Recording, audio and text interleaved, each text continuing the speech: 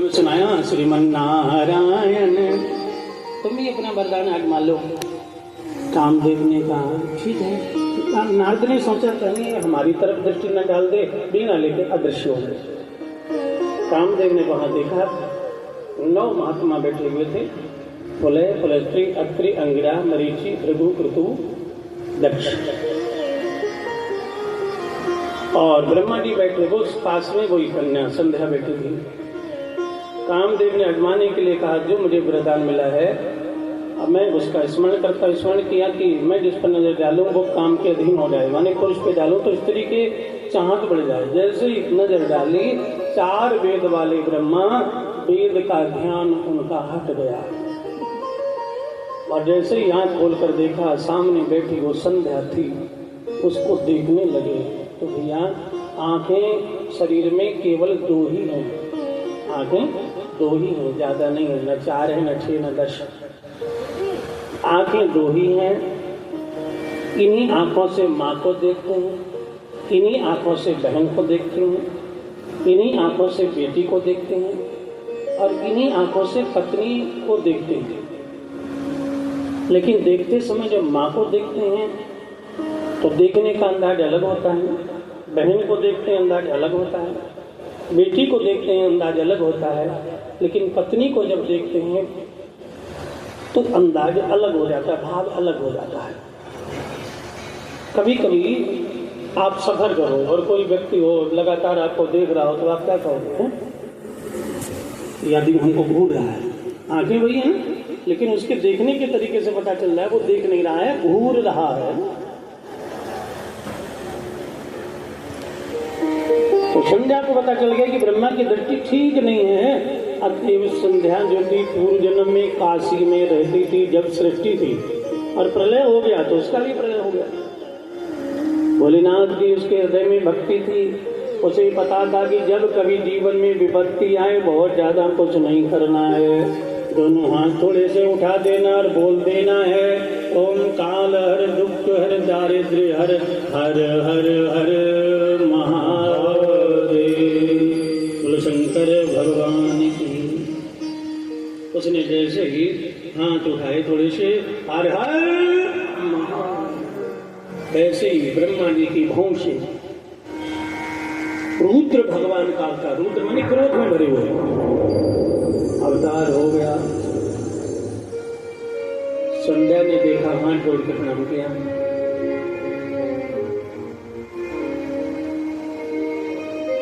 भोलेनाथ उनका बेटी तुमने मुझे क्यों याद किया, मेरा अवतार हो गया, रुद्र अवतार, पहला अवतार भगवान का रुद्र अवतार हो गया। तो संध्या ने कहा ब्रह्मदेव मुझे की दृष्टि से देखते हैं। भगवान शिव ने हाथ में त्रिशूल लिए ब्रह्मा को डांट दिया, ब्रह्मदेव तुमने क्या किया। ब्रह्मा जी बोले भोलेनाथ मेरी कोई गलती नहीं है, मैंने श्री विष्णु की आज्ञा से कामदेव को उत्पन्न किया और कामदेव को वरदान दिया कि जिसको भी देखेगा वो स्त्री के अधीन हो जाएगा, स्त्री को देखेगा तो पुरुष अधीन हो जाएगा। तो इसने हम ऋषियों को देखा इसलिए हमारी दृष्टि बदल गई।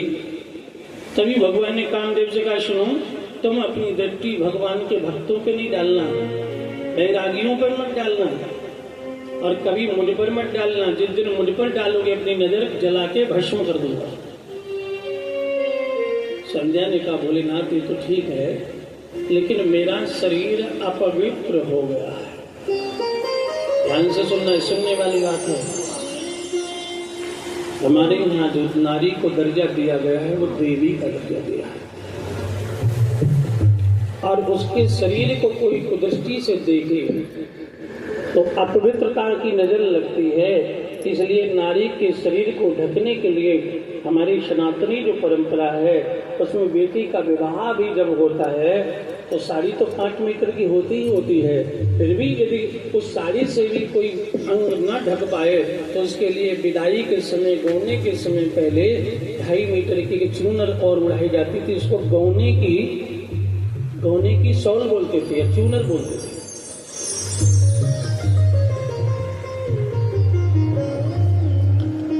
क्योंकि नारी जब निकलती है तो तरह तरह के लोग मिलते हैं बहन बेटी के भाव से अगर कोई देखे तो उसका कभी भी तन अपवित्र नहीं होता, लेकिन गलत दृष्टि से देखे तो तन अपवित्र होता है। इसलिए देवियों को चाहिए कि अधिकांश प्रयास करें कि जब भी घर से बाहर निकले तो ऐसे वस्त्र पहनकर निकलें ताकि कोई देखे भी तो हमारा केवल चेहरा ही दिखे, हमारा अन्य शरीर जो है वस्त्रों से आवेष्टित माने ढका हुआ होना चाहिए।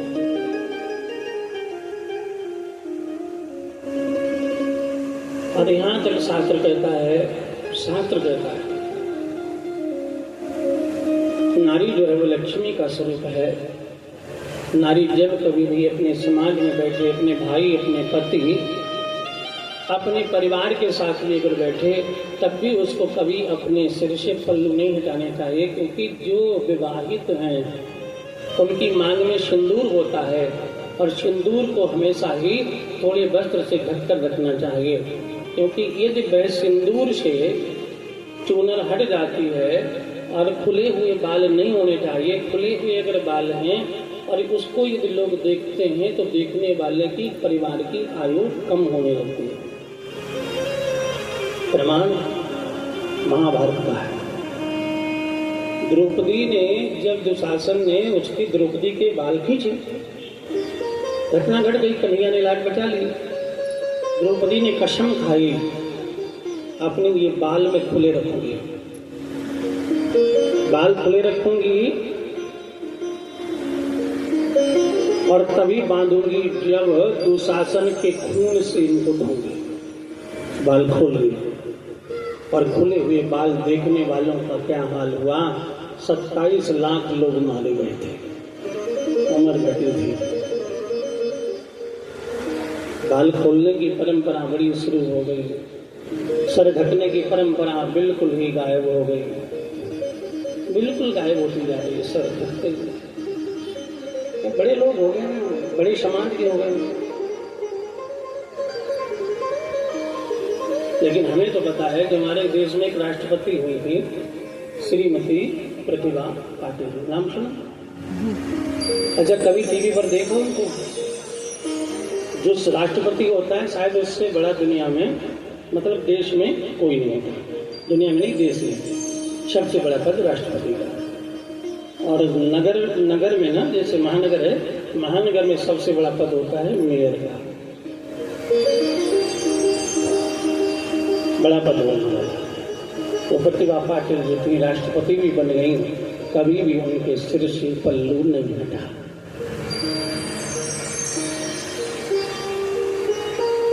नारी थी, वो चाहती तो अमेरिका जाती तो जींस पैंट पहन लेती, चाहती तो राष्ट्रपति है।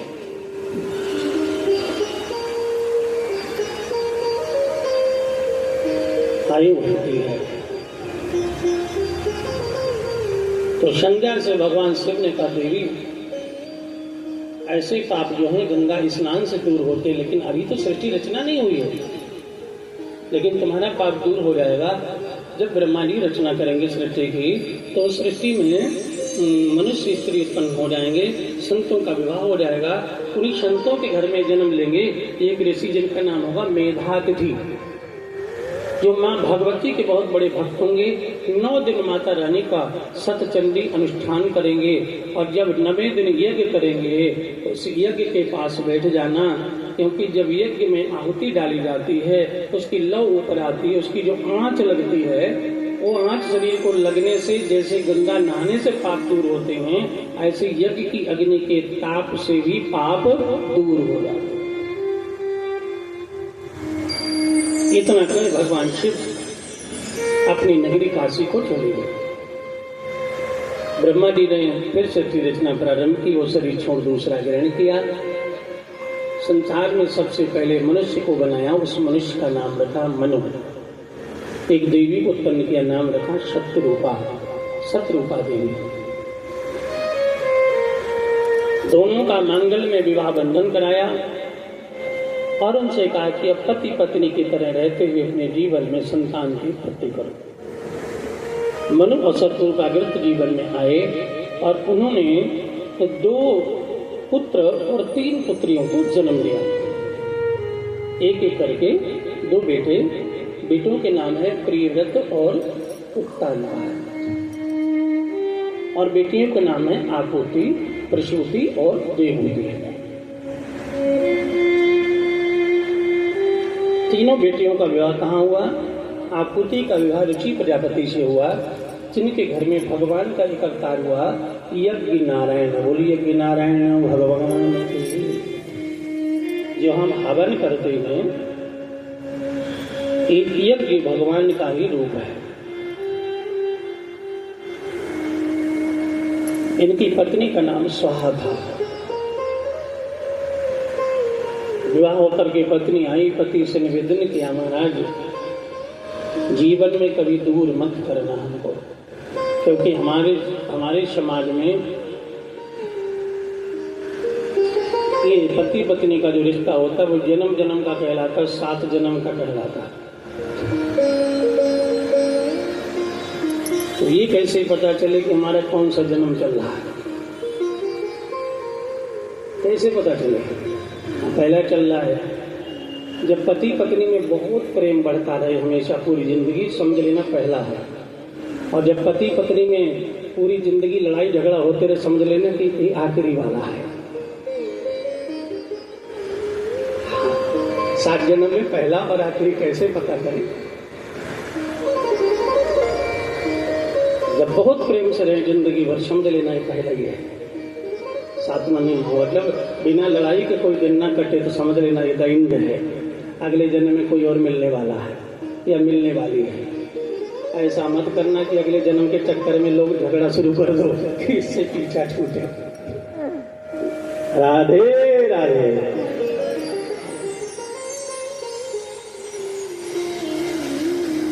स्वाहा देवी ने कहा कि आप मुझे अपने से दूर मत करना। तो भगवान ने कहा कि मेरा जो रूप है ये चतुर्भुज है, लेकिन मेरा जो दूसरा निराकार अग्नि रूप होगा, जब कोई भक्त उसमें सुगंधित सामग्री डाल करके प्रकृति को प्रसन्न, देवताओं को प्रसन्न करने के लिए स्वाहाकार करेगा, यानी जब तक तुम्हारा नाम नहीं लेगा और आहुति डालेगा तो मैं इसे कभी स्वीकार नहीं करूंगा। इसलिए प्राचीन व्यवस्था से चला रहा, जब कभी हवन होता है एक मंत्र बोला जाएगा, फिर क्या बोला जाएगा? स्वाहा बोला ही जाएगा। और स्वाहा अगर बिना बोले आहुति चढ़ा देगी तो समझ लीजिए खाली हो गई। और दूसरी, अगर बैठे हैं और सामग्री नहीं है और मंत्र बोला गया, बोल दिया स्वाहा और आपने भी कह दिया स्वाहा, तो बिना सामग्री के भी हाजिरी लग जाएगी। बोलो यज्ञ नारायण भगवान की। दूसरी बेटी का नाम था प्रसूति। इनका विवाह राजा दक्ष के संग में हुआ, जो वर्तमान कनखल है, कनखल में रहते थे, हरिद्वार कनखल, इनके संग हुआ। इन्हें दक्ष के बेटा तो नहीं हुआ, लेकिन बेटियां हुई थी 60 बेटियों में 27 बेटियों का विवाह चंद्रमा से कर दिया, 2 बेटियों का विवाह पितरों से कर दिया, 13 बेटियों का विवाह कश्यप ऋषि से कर दिया। उन्हीं कश्यप ऋषि के घर में देवता भी हुए, राक्षस भी हुए, गरुड़ भी हुए, अरुण भी हुए, नाग भी हुए, सृष्टि रचना हुई। आगे चलकर के सृष्टि रचना होते होते मेधातिथि का जन्म हो गया और वे भगवती जगदम्बा के परम भक्त बने। और परम भक्त बन करके उन्होंने देव तुल्य भक्ति प्राप्त की और माँ भगवती का सुंदर दिव्य यज्ञ अनुष्ठान प्रारंभ कर दिया। संध्या को पता चला, वह यज्ञ के पास में गई, भावभीनी में मेरी पवित्रता भगवान भोलेनाथ की कृपा से आज पूर्ण हो जाएगी। और भाव में इतनी डूब गई, यज्ञ की लौ थी, बड़ा यज्ञ हो रहा था, बहुत बड़ा वाला यज्ञ हो रहा था, और वे पता नहीं किस तरीके से यज्ञ के किनारे ही वे एक तरफ को गिर गई, अग्नि की लपटों में उसको पहुंची। लेकिन भोलेनाथ ने महाकाल बन करके रक्षा कर ली। बोलो महाकाल भगवान की जय। अग्नि के लगते ही उसके शरीर की कांति बढ़ गई और जैसे अग्नि ऊपर को जाती है तो ऊपर को गई और ऊपर को सीधे आसमान में पहुंची और उस एक तपती नाम की संध्या बन गई, सुंदर देवी स्त्री। परंतु जो उसका शरीर नीचे थोड़ा सा रह गया था, उससे भी एक दिव्य कन्या उत्पन्न हो गई, ऐसी सृष्टि रचना हुई। उस कन्या का नाम अरुंधति रखा गया।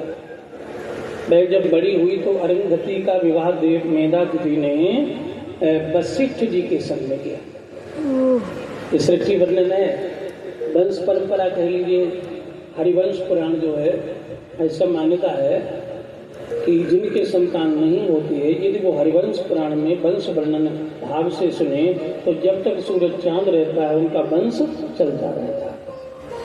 इसलिए वंश वर्णन भी सुनना चाहिए। हर एक का अपना अपना है।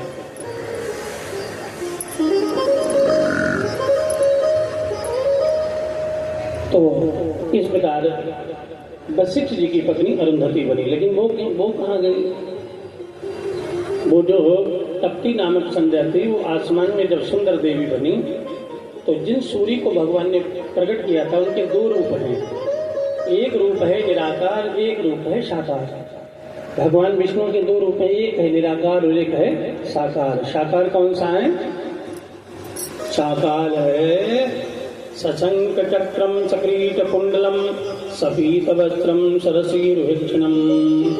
चार भुजा वाले शंख चक्र गदा पद्म लिए हुए ये हैं साकार। निराकार शालिग्राम भगवान। शंकर जी का निराकार रूप है शिवलिंग और साकार रूप है डमरू वाले। साकार कौन है? डमरू वाले। बोलो डमरू वाले भगवान की। साकार हो गए। तो ऐसे सूर्य जो है साकार हुए। आपने देखा होगा रथ पे बैठे हुए राजा की वजह में साकार, 7 घोड़ों का रथ है। साकार रूप में सूर्य रहते हैं, निराकार आसमान में सूर्य लोग है।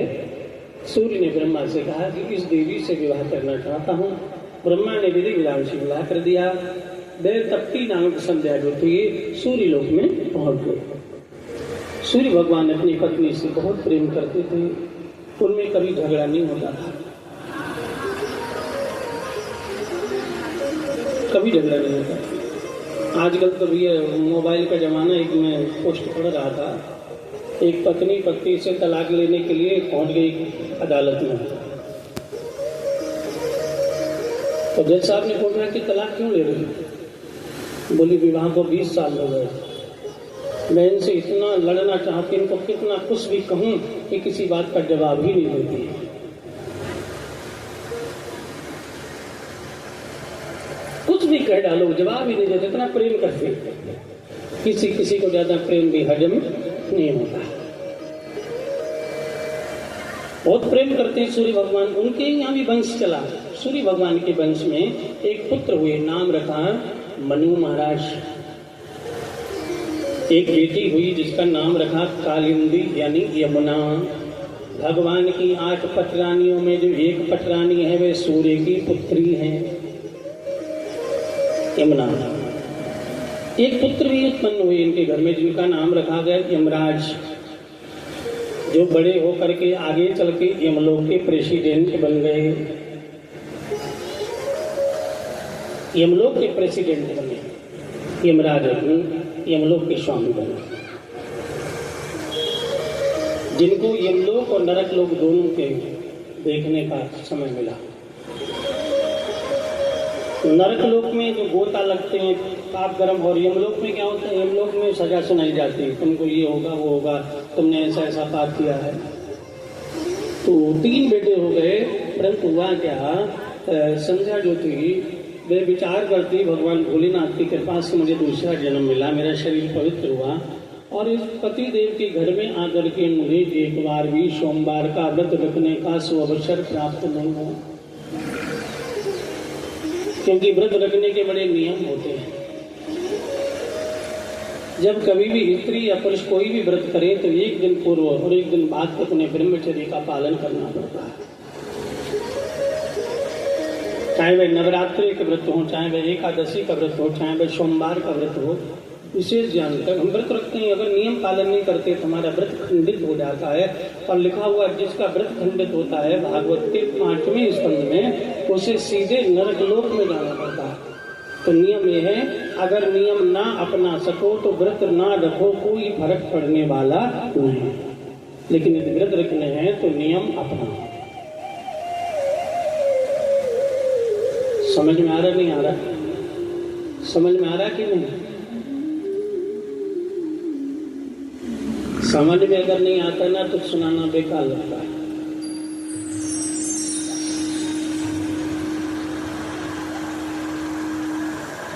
और समझ में आए, सही से आए तो सही लगता है, और गलत आ जाए तो। एक लड़का जो था बहुत ज्यादा तेज बोलता था, उसकी शादी हो गई। उसकी माँ ने समझाया ससुराल में जाना तो बड़े धीरे से बोलना, प्रेम से बोलना, और कैसे कितने मीठे बोलना, कोयल की तरह। समझ में आया? लड़का बोला हाँ समझ में आया। अब लड़का अपने ससुराल में गया, कहता माँ ने कहा कोयल की तरह बोलना। साली आई, साली ने कहा जीजा जी नमस्ते। उसे याद रहा माँ ने कहा कोयल की तरह बोलना, कहने लगा कू। तो बात यहाँ पर समझने की है, समझ में आई लेकिन सही समझ में आए। समझाने विचार किया मैं क्या करूँ। अच्छा एक बात और है, जैसे बच्चा है, अब तो खैर जमाना थोड़ा बदल गया, पहले के जमाने थोड़े और पीछे जाओ ना तो बड़ा काम होता था, काम वाली सबके नहीं मिल पाती थी।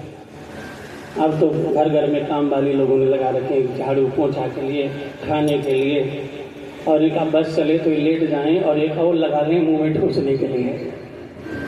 इनका तो बस नहीं चलता।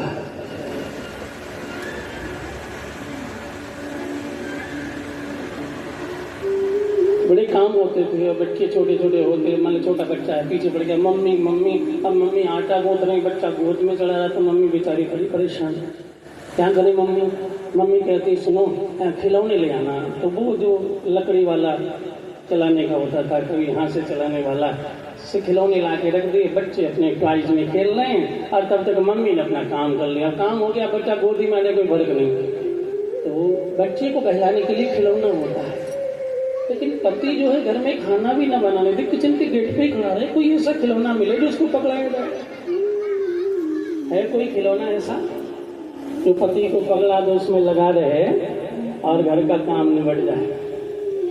विचार किया उस सूर्य की पत्नी ने, क्यों ना मैं अपने शरीर से शिव जी की शक्ति लेकर के एक बिल्कुल अपनी जैसी नारी प्रकट करूं। उसने श्री शिवाय नमस्तुभ्यम, श्री शिवाय नमस्तुभ्यम शिव का आश्रय लिया, और आश्रय लेकर के कहा भोलेनाथ मेरे शरीर से जैसी मैं हूं बिल्कुल वैसी, वैसे कपड़े, वैसा बिल्कुल सेम संकट, बिल्कुल जैसा रूप प्रकट हो जाए। शिव जी की कृपा से तुरंत सामने वैसी ही एक देवी प्रकट हो गई। उसने कहा मेरा नाम क्या है? सूर्य की पत्नी ने कहा तुम मेरी छाया हो, इसलिए तुम्हारा नाम है छाया। क्या नाम है? छाया। मैं जा रही हूं काशी में, और तुम्हें मेरे बच्चों का ध्यान रखना, पतिदेव का ध्यान रखना। मैं भजन करने जा रही, इतना कह करके वो शिव भक्तिनी काशी में चली गई। संध्या तो काशी में चली गई, छाया सूर्य भगवान के यहाँ है, और सूर्य भगवान जरा देर को हटे तो इतने में लीला हो गई, उन्हें पता ही नहीं चला कि हमारी वाली है या कोई दूसरी है। वही कपड़ा है, वही सब कुछ ऐसा, उतना ही प्रेम किया जितना उससे क्योंकि वही है ना। अब ये तो वैसे ही है, कभी कभी तो क्या बताएं, बताना भी पड़ता है। आजकल तो सबके पास बहुत ज़्यादा वस्त्र हो गए हैं, कपड़े। पहले ज़माने में थोड़े कम होते थे, तो कभी कभी सास का कहीं कपड़े पहनने का मन हुआ तो बहू की साड़ी दे दे, बहू पहन ले। सास इतनी जल्दी थोड़ी बूढ़ी हो जाती है, होती हैं धीरे धीरे, तो बहू की साड़ी पहन लेती थी। लेकिन संत कहते हैं कि सास को भी बहू की साड़ी कभी नहीं पहननी चाहिए। यहाँ तो रूप है, साड़ी क्यों नहीं पहननी चाहिए? कारण एक बार एक घटना घट गई। एक बार एक सास ने बहू से कहा बहू तुम्हारी ये धोती बहुत अच्छी लग रही है। बहू पीछे पड़ गई, मम्मी जी पहन लो, मम्मी जी पहन लो। उसने मम्मी जी को पहना दी। पहले के जमाना था भैया, आजकल थोड़ा, पहले के जमाने में सास के सिर से भी कभी घूंघट या पल्लू हटता नहीं था। अब उस बहू का जो पति यानी उसका बेटा था मैया था, वो अपनी पत्नी को बहुत चाहता था। और जो लोग पत्नी को बहुत चाहते हैं ना, तो घर में से अलग थोड़ी सी व्यवस्था करके लाते हैं, मार्केटिंग करने जाते हैं। घर वालों से अलग होती है उनकी व्यवस्था, खाने पीने की चीज़ें। उसका पति बाजार गया था और उसकी जो माँ थी यानी सास बहू की साड़ी पहने बैठी, तो उसने सोचा चलो चावल ही बीन लें। थाली में चावल रखे, आंगन में बैठ गई, पीठ कर ली दरवाजे की तरफ और वो साड़ी पहने हुई थी। उधर उसी समय उसका बेटा बाजार से आ गया। अब वो साड़ी पहने थी, पीठ पीछे को थी, कपड़े समझ के उसने सोचा, क्या सोचा कि हमारी बाली है, लेकिन भैया वो तो उसके बाप वाली थी, उसे पता ही नहीं था। उसने थैले से मीठे का लौट का जो भी डिब्बा निकाला, चुपके से घुटने की तरफ सरकाया, कान में बोला अम्मा को मत बताना।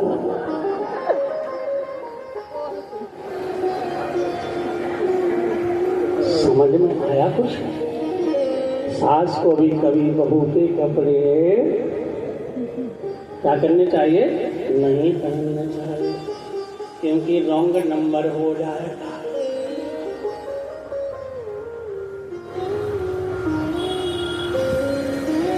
सूर्य भगवान उस छाया से इतना प्रेम करते हैं कि छाया भी गर्भवती हुई और उसने ज्येष्ठ के मास में अमावस्या तिथि को सायंकाल की बेला में शनिवार के दिन एक सुंदर पुत्र को जन्म दिया जो सांवले रंग का था। और वह पुत्र का जब नामकरण हुआ तो नाम रखा गया शनिदेव। बोलो शनिदेव महाराज की जय। जब शनिदेव का जन्म हो गया, अब भेद हो गया।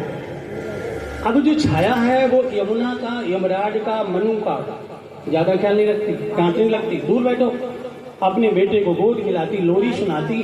तो यमुना ने कहा पिताजी हमारी माता जी का व्यवहार बदला लग रहा है। जब से भैया शनि का अवतार जन्म हुआ है, माँ हमसे सीधे बात नहीं करती। उसी समय सूर्य भगवान ने कहा अच्छा विचार करते हैं क्या? जब ज्ञान की दृष्टि से देखा तो दंग रह गए, अरे ये तो मेरी पत्नी ही नहीं है, ये तो उसकी परछाई है। पत्नी कहाँ है? वो तो काशी में बैठी भोले की भक्ति कर रही है।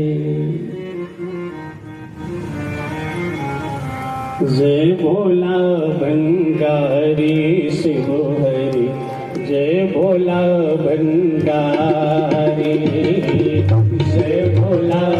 आइए हम लोग भी काशी करते हैं। बोलो काशी विश्वनाथ की